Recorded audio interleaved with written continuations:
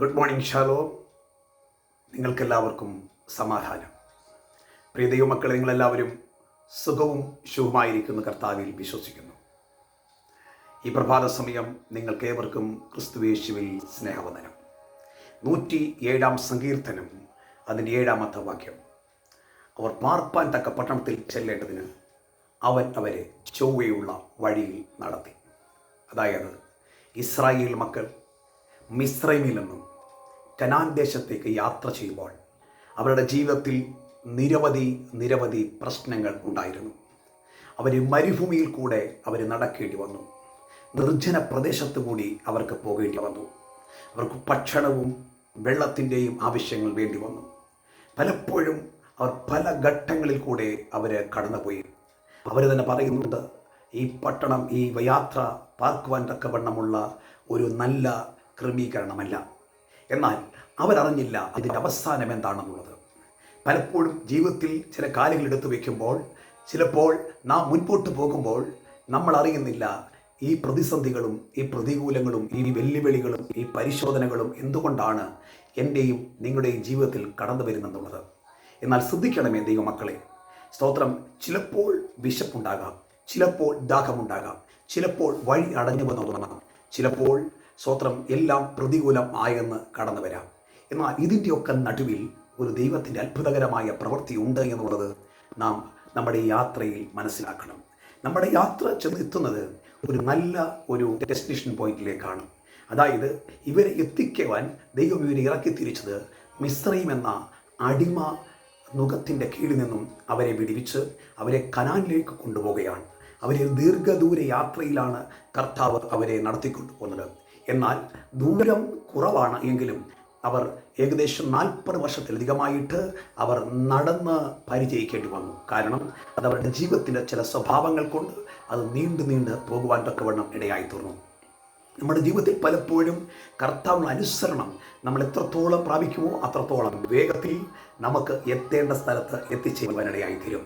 അനുസരണം ദൈവത്തിൻ്റെ സന്നിധിയിൽ അത്യാവശ്യമാണ്. പലപ്പോഴും അനുസരണക്കേടുകളാണ് നമ്മുടെ ജീവിതത്തിൽ പല ദൈവപ്രവൃത്തിയും താമസിപ്പിക്കുന്നുള്ള കാര്യം നാം വിസ്മരിച്ചുകൂടാ.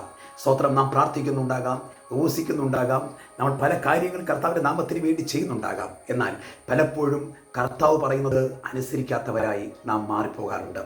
ആ അനുസരണക്കേട് പലപ്പോഴും നമ്മൾക്ക് ബുദ്ധിമുട്ടുകളും ചില പ്രയാസങ്ങളും കൊണ്ടുവരിക തന്നെ ചെയ്യും.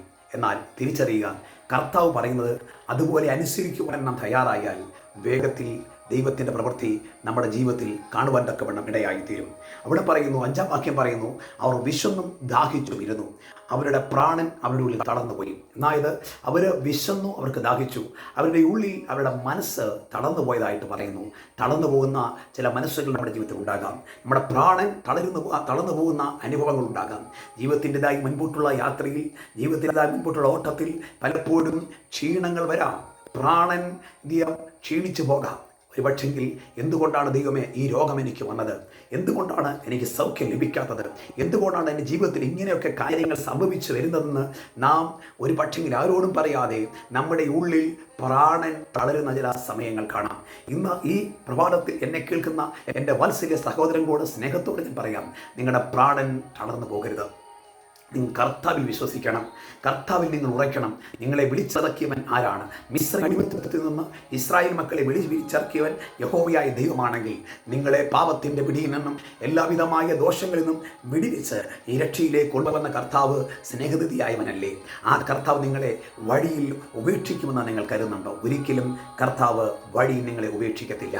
എന്നാൽ പിന്നത്തേതിൽ വചനം പറയുന്നു, 6-ാം വാക്യം പറയുന്നു, അവർ തങ്ങളുടെ കഷ്ടതയിൽ യഹോവയോട് നിലവിളിച്ചു, അവൻ അവരെ അവരുടെ ഞെരുക്കങ്ങളിൽ നിന്ന് വിടിവിച്ചു. അതായത് പ്രതിസന്ധികൾ വരുമ്പോൾ, പ്രതികൂലങ്ങൾ വരുമ്പോൾ പ്രാർത്ഥിക്കുക, ദൈവത്തോട് നിലവിളിക്കുക, ദൈവത്തോട് കരയുക. മനുഷ്യനോടല്ല കാര്യങ്ങൾ പറയേണ്ടത്, കർത്താവിനോട് കാര്യങ്ങൾ പറയുക, കർത്താവിൻ്റെ അടുക്കൽ ചെന്നിരിക്കുക, കർത്താവ് ചേർന്നിരിക്കുക. അപ്പോഴാണ് പിടുത്തം നടക്കുന്നത്. അതുകൊണ്ടാണ് അടുത്ത വാക്യം പറയുന്നത്, അവർ പാർപ്പാൻ തക്ക പട്ടണത്തിൽ ചെല്ലേണ്ടതിന് അവനവരെ ചൊവ്വയുള്ള വഴി നടത്തി. ദൈവകുഞ്ഞെ, നിന്നെ കർത്താവ് നടത്തുന്നത് ചൊവ്വയുള്ള വഴിയിലാണ്, ഏറ്റവും മനോഹരമായ വഴിയിലാണ്. അതായത് നീ ചെന്ന് എത്തേണ്ട സ്ഥലത്ത് കർത്താവ് നിന്നെ എത്തിക്കും. അതുകൊണ്ട് നമുക്ക് കാത്തിരിക്കുക, പ്രാർത്ഥിക്കുക. പരിശുദ്ധ പിതാവേ, ഈ വചനം കേട്ടില്ലവരുടെ മേലും ദൈവത്തിൻ്റെ കൃപ പകരണം. കർത്താവിൻ്റെ നന്മകൾ കൊണ്ട് ഇവരെ നിറയ്ക്കണം. ഇവരുടെ ഭാരങ്ങൾ മാറട്ടെ, ഇവരുടെ ഞെരുക്കങ്ങൾ മാറട്ടെ, ഇവരുടെ ദാഹവും വിശപ്പും മാറി ഇവരാശ്വസിക്കട്ടെ, ഇവരെത്തേണ്ട സ്ഥലത്തെത്തട്ടെ. യേശുവിൻ്റെ നാമത്തിൽ പിതാവേ, ആമേൻ. God bless you.